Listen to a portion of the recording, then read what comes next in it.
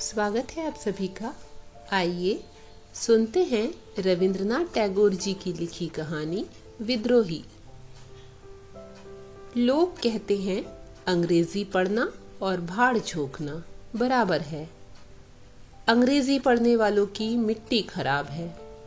अच्छे अच्छे एमए और बीए मारे मारे फिरते हैं, कोई उन्हें पूछता तक नहीं। मैं इन बातों के विरुद्ध हूँ। अंग्रेजी पढ़ लिखकर मैं डॉक्टर बना हूँ। अंग्रेजी शिक्षा के विरोधी तनिक आंख खोलकर मेरी दशा देखे। सोमवार का दिन था। 9:15 बजे मेरे मित्र बाबू संतोष कुमार बीएससी एक नवयुवक रोगी को साथ लिए मेरे दवाखाने में आए। उस रोगी की आयु 18-19 से अधिक न थी। गेहुआ रंग, बड़ी बड़ी आंखें, गठीला शरीर, कपड़े स्वदेशी किंतु मैले थे। सिर के बाल लंबे और रूखे। उस युवक को देखकर मुझे बहुत प्रसन्नता हुई। संतोष कुमार ने युवक का परिचय कराते हुए कहा, आप जिला नदिया के निवासी हैं। नाम ललित कृष्ण बोस है, किंतु ललित के नाम से प्रसिद्ध हैं। एमए में पढ़ते थे, परंतु किसी कारणवश कॉलेज छोड़ दिया। मैंने मुस्कुराते हुए पूछा, आजकल आप क्या करते हैं? संतोष कुमार ने ही उत्तर दिया, 2 महीने पहले यह किरण प्रेस में प्रूफ रीडर के काम पर थे, परंतु इस काम में जी न लगने के कारण नौकरी छोड़ दी। परसों से ज्वर से पीड़ित हैं, कोई अच्छी औषधि दीजिए। आज से पहले भी मैंने इस युवक को कहीं देखा है, परंतु कहाँ देखा है और कब, यह स्मरण नहीं। रोग की छानबीन के पश्चात मैंने ललित से कहा, मालूम होता है आप आवश्यकता से अधिक परिश्रम करते हैं। खैर कोई बात नहीं, 2 दिन में आराम हो जाएगा। ललित बहुत मधुरभाषी था। मैं उसकी बातों पर लट्टू हो गया। मैंने कहा, हर 3 घंटे के अंतर से दवा पीजिएगा। दूध और साबूदाने के सिवाय कोई और चीज खाने की आवश्यकता नहीं। कल फिर आने का कष्ट कीजिएगा। ललित हंसने लगा। जाते समय मैंने उससे कल अवश्य आने को कहा, परंतु ललित ने शाम ही को आने का वचन दिया। ललित प्रतिदिन सुबह शाम मेरे यहाँ आने लगा। मैं उसके व्यवहार से बहुत प्रसन्न था। घंटों इधर उधर की बातें होती थीं। ललित वास्तव में ललित था, वह मनुष्य नहीं देवता था। ललित अब मेरे घर पर ही रहने लगा। मेरा लड़का उमाशंकर 8वीं कक्षा में पढ़ता था। ललित ने कहा, मैं इसको बंगला सिखाऊंगा।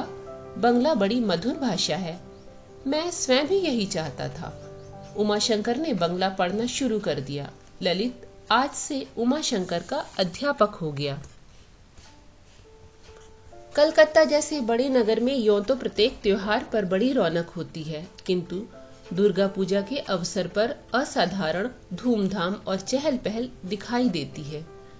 दशहरा के दिन प्रायः सारे रास्तों पर जन समूह होता है।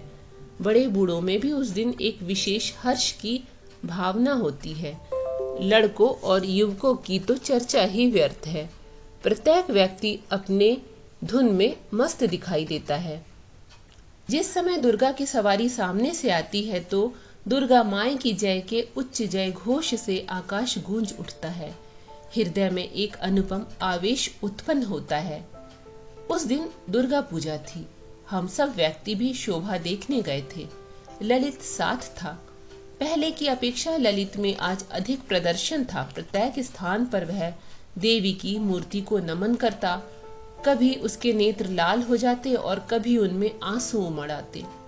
मैंने देखा, कभी वह हर्षातिरेक से नाचने कूदने लगता और कभी सर्वथा मौन हक्का बक्का होकर इधर उधर देखता। मैंने बहुत प्रयत्न किया, परंतु उनकी इन चेष्टाओं को न समझ सका। उससे मालूम करने का साहस न हुआ। हमारे पीछे एक गरीब बुढ़िया एक 8-9 साल के बच्चे को साथ लिए खंबे की आड़ में खड़ी थी। संभवतः अथाह जन समूह के कारण उसको किसी और जाने का साहस न होता था। वह भिखारिन थी। गरीबी के कारण पेट पीठ से लग गया था। उसने अपना दाहिना हाथ भीख के लिए पसार रखा था। बच्चा अनुनय विनय करते हुए कह रहा था, बाबा, भूखे की सुध लेना, परमेश्वर तुम्हारा भला करेगा। किंतु संसार में गरीबों की कौन सुनता है। गरीब बुढ़िया की ओर किसी ने आंख उठाकर भी न देखा। प्रत्येक मनुष्य अपनी प्रसन्नता में प्रसन्न था। बच्चे ने बुढ़िया से कहा, घंटों बीत गए परंतु अब तक 2 पैसे ही मिले हैं। सोचता था आज दुर्गा पूजा है, कुछ अधिक ही मिल जाएगा, किंतु खेद है कि चिल्लाते चिल्लाते गला बैठ गया, कोई सुनता ही नहीं। जी में आता है यहीं प्राण त्याग दूं। यह कहकर बच्चा रोने लगा। बुढ़िया की आंखों में आंसू झलकने लगे। उसने कहा, बेटा, अपना भाग्य ही खोटा है।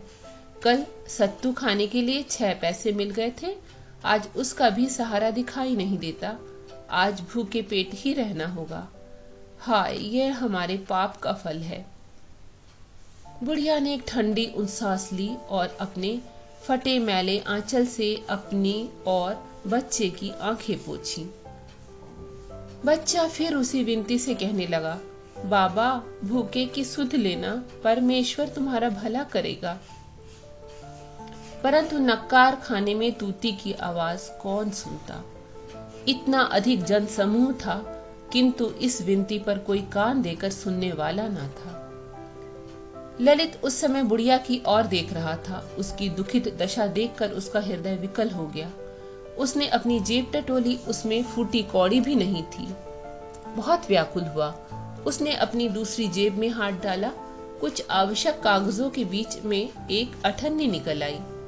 ललित की निराशा प्रसन्नता में परिवर्तित हो गई। मुखड़ा खिल गया। यह अठन्नी उसने बुढ़िया के हाथ पर रख दी।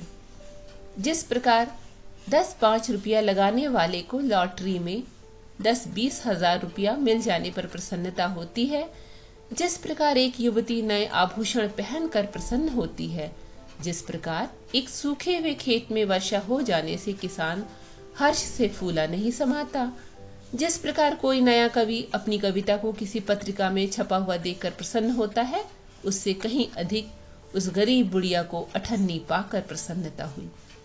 प्रसन्नता के मारे उसकी आंखों में आंसू भर आए। वह निर्निमेष ललित की ओर देखने लगी। उसका मग्न हृदय ललित को सहस्र आशीष दे रहा था। यह दशा देखकर मुझे बहुत आश्चर्य हुआ। मैंने अनेकों बार उस बुढ़िया को देखा था, उससे मुझे सहानुभूति भी थी, किंतु कभी यह साहस नहीं हुआ कि उसकी सहायता करूं। कभी हृदय में आता कि उसको कुछ देना चाहिए, कभी यह कहता कि इसमें क्या रखा है, संसार में लाखों गरीब हैं, किस किस की सहायता करूंगा। ललित, जिसे कभी कभी भूखे तक रहना पड़ता, जिसको मैंने कभी 1 पैसे का पान तक चबाते ना देखा था और जो मेरी दृष्टि में बहुत कंजूस था, उसका यह दान देखकर मेरे आश्चर्य की सीमा न रही। स्वप्न में उस दिन मुझे ललित की बहुत सी विशेषताएं दिखाई दी। मालूम नहीं वे सत्य थीं या असत्य, किंतु ज्योतिषी के हिसाब से उनको सत्य ही समझना चाहिए। इसका कारण यह है कि रात मुझे 2:30 बजे नींद आई और वह स्वप्न मैंने रात के अंतिम प्रहर में देखा था। ललित के सहयोग से उमाशंकर में आश्चर्यजनक परिवर्तन हो गए। कहाँ तो वह बिना मोटर के घर से बाहर ना निकलता था, पर अब यह दशा थी कि ललित के साथ वायु सेवन के लिए प्रतिदिन कोसों पैदल निकल जाता। सिनेमा देखने का चस्का जाता रहा। व्यक्तिगत विलास सामग्री और प्रदर्शन के व्यसन को भी तिलांजलि दे दी। अंग्रेजी शिक्षा से अब उसे घृणा हो गई। रविवार के दिन मेरे यहाँ कुछ मित्रों की गार्डन पार्टी थी। खूब आनंद रहा। मैं अपने मित्रों के सत्कार में लगा हुआ था। उधर उपेंद्र कुमार, गोपाल, उमाशंकर और ललित में चुपके चुपके बातें हो रही थी। ये लोग क्या बातें कर रहे थे यह बताना कठिन है, क्योंकि प्रथम तो मैं पार्टी की झंझटों में उलझा हुआ था, उनकी और अधिक ध्यान न था। दूसरे वे मेरे से दूर थे और धीरे धीरे बातें कर रहे थे। बीच बीच में जब ये लोग खिलखिला कर हंस पड़ते तो मुझे भी हंसी आ जाती। गोपाल बाबू को मैं काफी समय से जानता हूँ। रिश्ते में यह संतोष कुमार के बहनोई होते हैं। प्रथम श्रेणी के शौकीन प्रेमी स्वभाव के हैं। आज देखा तो कलाई रिस्ट वॉच से खाली थी। रेशम की कमीज में से सोने के बटन गायब थे। होठों की लाली गायब, बाल भी फैशन के ना थे। मैंने संतोष कुमार से धीरे से कहा, आज तो भाई साहब का कुछ और ही रंग है।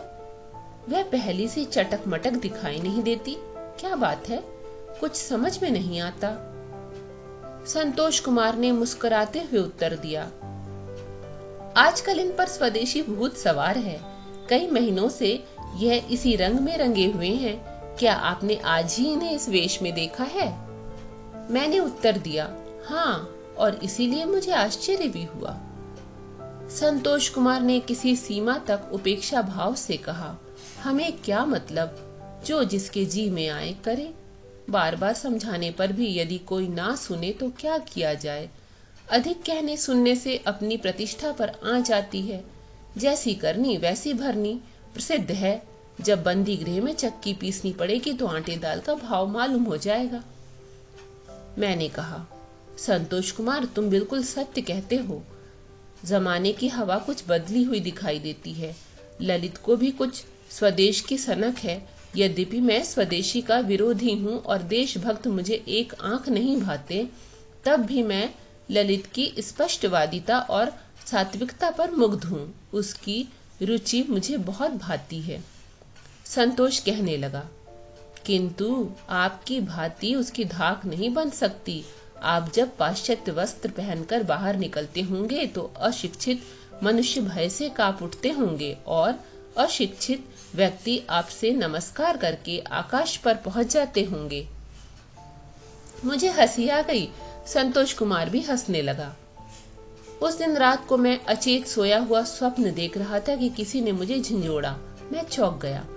आंखें खोलकर देखता हूँ तो मेरा नौकर रामलाल हाथ में लालटेन लिए खड़ा है। मुख पर हवाइयां उड़ रही हैं, शरीर थर-थर कांप रहा है। मैंने घबराकर मालूम किया, क्यों रामलाल, क्या बात है, तुम कांप क्यों रहे हो? रामलाल ने उत्तर दिया, बाबू, पुलिस ने सारा मकान घेर रखा है, कोई बात समझ में नहीं आती। मैं कोई चोर या बदमाश ना था। पुलिस का नाम सुनकर घबरा गया। दो एक बेईमानियां जो छिपकर की थी वे आंखों के सामने फिरने लगी। पूर्ण विश्वास हो गया कि पुलिस मुझे गिरफ्तार करने आई है। पुलिस की हलचल सुनकर मेरी चेतना जाती रही। साहस करके नीचे आया। रामलाल बोला, आज्ञा हो तो 2-4 हाथ दिखाकर पुलिस वालों को पृथ्वी पर लिटा दूं। मैंने कहा, सावधान, भूलकर भी ऐसा न करना। पुलिस से बिगाड़ करना अच्छा नहीं होता। द्वार खोल दिया। 2-3 सार्जेंटों के साथ एक श्वेत वस्त्रधारी बंगाली और 8-10 सिपाही कमरे के अंदर घुस आए। बंगाली बाबू ने जेब से एक बादामी कागज निकालकर मुझे दिखाते हुए कहा, यह गिरफ्तारी वारंट है। आपके यहाँ विद्रोहियों की गुप्त मंत्रणा का स्थान है। विद्रोही तुरंत गिरफ्तार किया जाएगा। मुझ पर बिजली सी टूट पड़ी। मैं समझा संभवतः मैं ही विद्रोही हूँ और मेरी गिरफ्तारी का यह वारंट है। मुझको पुलिस गिरफ्तार करने आई है। अब कुशल नहीं। यदि फांसी से बच रहा तो काला पानी अवश्य भेजा जाऊंगा। मैंने कपकपाते हुए कहा, विद्रोही, और वह भी मेरे मकान में? आप क्या कह रहे हैं? मैं सरकार का शुभाकांक्षी हूँ।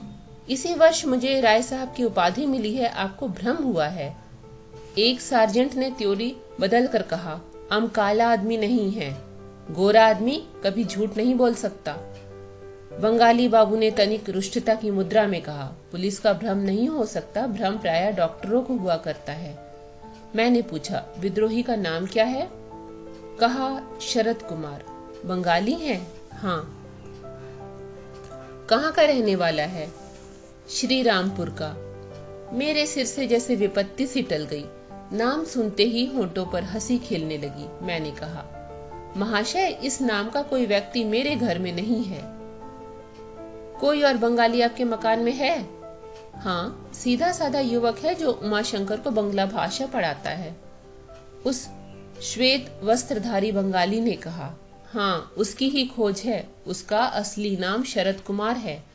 पुलिस महीनों से उसके पीछे परेशान है। हाथ ही ना आता था। मैंने आश्चर्य से कहा, वह तो जिला नदिया का रहने वाला है और आप कहते हैं कि अपराधी श्री रामपुर का निवासी है। सब उसकी चालें हैं। वह श्री रामपुर का निवासी है। उसके पिता का नाम हृदयनाथ है, जो एक प्रसिद्ध जमींदार है। मैंने फिर पूछा, उस पर क्या अपराध है? इंस्पेक्टर ने उत्तर दिया, विद्रोह। एक गुप्त संस्था से उसका संबंध है। बम बनाना, चोरी, डकैती, कत्ल, लूटमार, यह उनकी देश सेवा है। यह सुनकर मुझे हंसी आ गई। मैंने कहा, आप महानुभाव एक 17-18 वर्ष के बंगाली युवक को विद्रोही बना रहे हैं। यह भला कोई मानने की बात है? एक साधारण युवक की गिरफ्तारी के लिए इतने व्यक्ति? 4 सिपाही दरवाजे पर खड़े किए गए घर की तलाशी शुरू हुई। दालान, कोठरी, बैठक, रसोई घर, यहाँ तक कि दिशा मैदान तक के स्थान को ढूंढ डाला, किंतु ललित का कहीं पता न था। अलबत्ता उसके कमरे में एक कागज का टुकड़ा मिला। पढ़कर सब आश्चर्य से एक दूसरे का मुंह ताकने लगे। उसमें लिखा हुआ था, इंस्पेक्टर साहब नमस्ते, मैं फिर भाग रहा हूँ। आपके पुलिस वाले समझ गए होंगे कि मैं कितना भयानक व्यक्ति हूँ। जरा बचते रहिएगा। भारत माता का तुच्छ सेवक शरद। बंगाली बाबू ने अपने माथे पर हाथ मार कर कहा, बना बनाया खेल बिगड़ गया। कमबख्त ने चकमा दे दिया। महीनों की मेहनत पर पानी फिर गया। पुलिस निराश होकर वापस चली गई। हम सब भी उमाशंकर के साथ ललित के लिए आंसू बहाने लगे। ललित से हम सबको बहुत अधिक प्रेम था। उसका यह काम देखकर मुझे आश्चर्य हुआ। महाशय, मैं वही डॉक्टर हूँ। मेरी डॉक्टरी बहुत चमक गई है। उमाशंकर मैट्रिक पास कर चुका है। उसकी दशा दिन प्रतिदिन बदलती जा रही है। यह वही उमाशंकर है जो अपने हाथों गिलास में पानी भी नहीं डालता था। आज वही गरीबों की सेवा के लिए हर समय उद्यत रहता है। ललित के पश्चात स्वयं सेवक का जीता जागता चित्र मुझे उमाशंकर ही में दिखाई दिया। एक दिन बैठे बैठे ललित का ध्यान आ गया। आंखों में आंसू भर आए। उसकी स्मृति से पुराना प्रेम ताजा हो गया। इसी बीच उमाशंकर ने कमरे में प्रवेश किया। उसके हाथ में एक अंग्रेजी का अखबार था। मुंह लाल हो रहा था, आंखें डबडबा रही थी। उसने भर्राई हुई आवाज में कहा, ललित को आजीवन देश निकाले का दंड दिया गया है। वह कातिल नहीं था। वह देश का सच्चा सेवक, स्वतंत्रता का पुजारी, सहृदय और सबसे प्रेम का बर्ताव करने वाला मनुष्य था। ललित का उद्देश्य कत्ल या लूटमार करना रहा हो या विद्रोह, इसके विषय में मैं कुछ नहीं जानता। मैं उसके स्पष्टवादी स्वभाव और उसकी सादगी का कायल हूँ। मुझे उस पर पूर्ण विश्वास था। उमाशंकर के शब्द सुनकर मेरा हृदय दहल गया। उमाशंकर रोने लगा। मैं भी अधिक ना सहन कर सका। मैंने अपने आंसू पोंछे। इसके पश्चात मैंने कहा, उमाशंकर, ललित को देखने के लिए हृदय विकल है। वह कब तक वापस आएगा? उमाशंकर ने इसका कोई उत्तर ना दिया। वह दहाड़े मार मार कर रोने लगा। उसकी यह दशा देखकर मुझसे भी सहन न हो सका। दशा भिन्न हो गई। हृदय के टुकड़े टुकड़े हो गए। चिंता और क्रोध से मैं तिलमिलाने और छटपटाने लगा। ये थी कहानी विद्रोही। अगर प्रस्तुति पसंद आई हो तो लाइक कर दीजिएगा।